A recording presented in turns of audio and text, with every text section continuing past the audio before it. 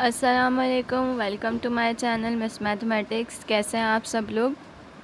आज हम maths second year की एक्सरसाइज 2.2 स्टार्ट करेंगे। तो एक्सरसाइज 2.2 में सबसे पहले हम क्वेश्चन सॉल्व करने से पहले ये देखेंगे कि उसमें कौन कौन से फार्मूलाज यूज़ होने हैं। तो वो फार्मूलाज हम पढ़ेंगे पहले। तो देखिए, सबसे पहले हम लोग पढ़ेंगे रेशो थ्योरम। रेशो थ्योरम कौन से हैं? इसमें दो तरह के फार्मूलाज होते हैं, एक इंटरनल डिवीज़न और एक एक्सटर्नल डिवीज़न। इंटरनल डिवीज़न क्या होता है? सपोज़ कीजिए हमारे पास दो पॉइंट्स हैं जो कि है एक ए और एक बी, जैसे कि आप लोग को फिगर दिख रही है। अब ए के जो ऑर्डर पेयर्स हैं वो है x1, y1 और बी के जो है वो हैं x2, y2।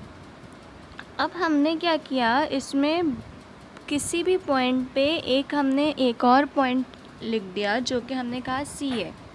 तो ये हमने क्या किया, हमने ए बी को बीच में से किसी भी जगह से इंटरनली डिवाइड कर दिया। सही है। तो ये इंटरनली जब डिवाइड करते हैं तो ये हमारा कहलाता है इंटरनल डिवीज़न।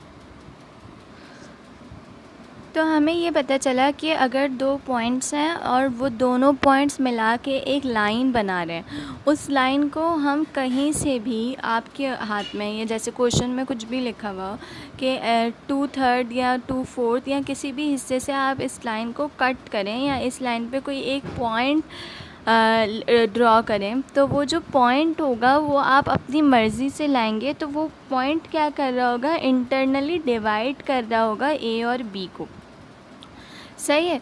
तो देखिए, जो ए से, अब सपोज़ करें यहाँ पे हमने एक सी पॉइंट ले लिया जो इंटरनली डिवाइड कर रहा है ए और बी को। तो ए से सी तक का जो डिस्टेंस होगा वो हमारे पास कहलाएगा m1 और सी से बी तक का जो होगा वो कहलाएगा m2। सही है।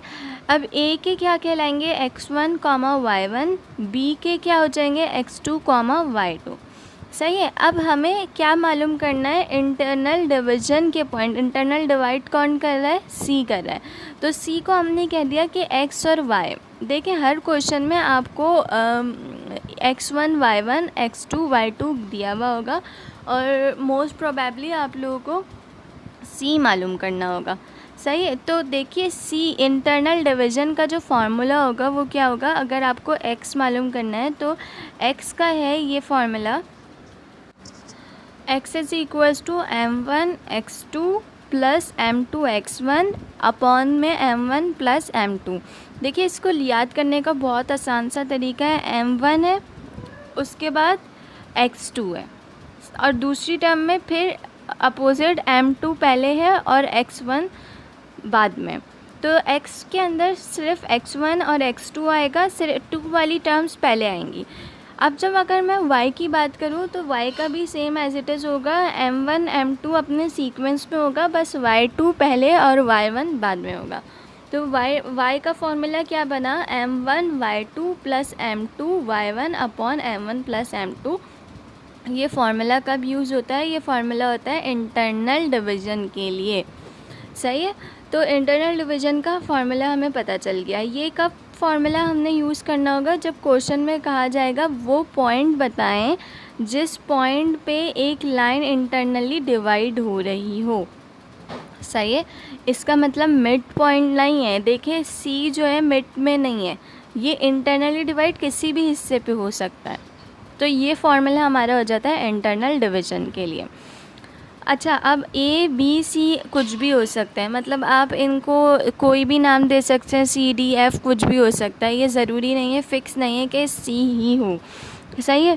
Same as it is m1 m2, ये भी ए बी एक्स कुछ भी हो सकते हैं लेकिन स्मॉल। लेकिन ये बात क्लियर रखें कि अब जो आप फार्मूला याद कर रहे हैं तो हर क्वेश्चन में इसी फार्मूले को देखते हुए ही आप क्वेश्चन सॉल्व करिएगा। सही है। तो अब हम इंटरनल डिवीज़न हमने पढ़ लिया, अब बात करते हैं एक्सटर्नल डिवीज़न की।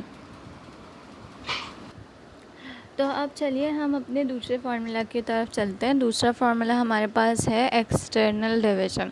देखिए, इंटरनल डिवीज़न का मतलब है कि आपको कोई जो एक लाइन है और वो दो पॉइंट से मिलके बनी है, उसको इंटरनली आप डिवाइड करें।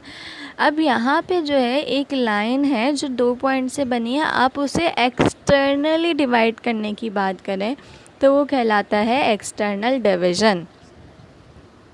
तो आप इस फिगर में देखिए, एक पॉइंट ए है जिसके ऑर्डर पेयर x1, y1 है, और दूसरा पॉइंट हमारे पास है b और उसके हैं x2, y2। ये एक लाइन बना रहे और इस लाइन को एक्सटर्नली डिवाइड करना है, मतलब बाहर से डिवाइड करना है। तो हमने एक बाहर की तरफ पॉइंट ले लिया जिसे हमने c कहा है। तो सेम वही बात, a से b तक का डिस्टेंस m1 और b से c तक को हम क्या कहेंगे, m2। तो ये फिगर हमें समझ आ गई। जब एक्सटर्नली डिवाइड की बात होती है तो हम बाहर की तरफ डिवाइड करते हैं, और इंटरनली की बात होती है तो हम अंदर की तरफ डिवाइड करते हैं। सेम वही बात, ये मिड पॉइंट नहीं है, ये है कहीं से भी आप किसी लाइन को डिवाइड करते हैं तो ये कहलाता है इंटरनल और एक्सटर्नल डिवीज़न। तो देखिए, इंटरनल और एक्सटर्नल डिवीज़न में कोई डिफरेंस नहीं है, सिर्फ क्या चेंज है, साइन चेंज है। मतलब इंटरनल डिवीज़न में आप लोगों ने जितना पढ़ा है वो पढ़ा है प्लस के अंदर, अभी जो मैं पहले एक्सप्लेन कर चुकी हूँ। और एक्सटर्नल डिवीज़न में साइंस क्या हो जाएंगे, माइनस हो जाएंगे। मतलब x is equals to m1 x2 minus m2 x1 upon m1 minus m2।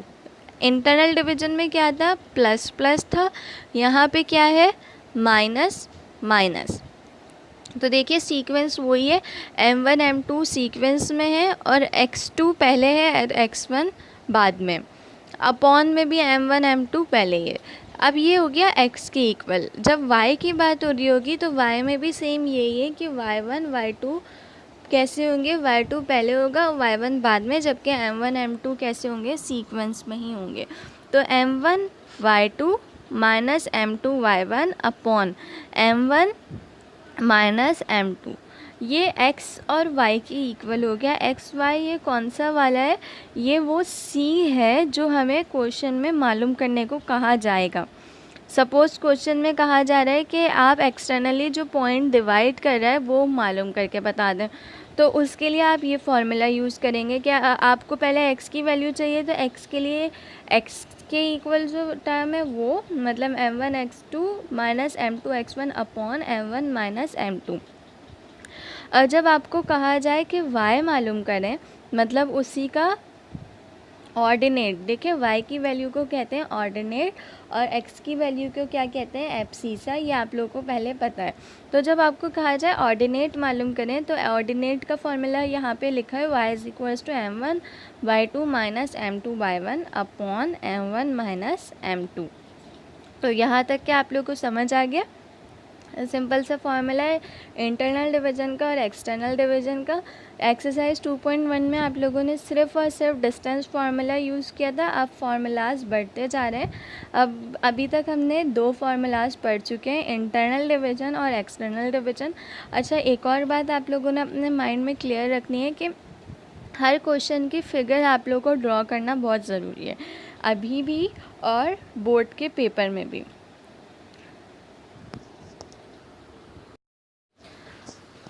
अब हम बात करते हैं मिड पॉइंट फार्मूला की। देखें, इससे पहले जितने भी हमने फार्मूलाज पढ़े हैं इंटरनल और एक्सटर्नल डिवीज़न, उसमें मैं आपको पहले से ये बात बता दी थी कि ये मिड पॉइंट की बात नहीं हो रही है। किसी भी लाइन को कहीं से भी डिवाइड कर दिया जाए तो वो इंटरनली और एक्सटर्नली कहलाएगा, लेकिन इधर ये बात हो रही है।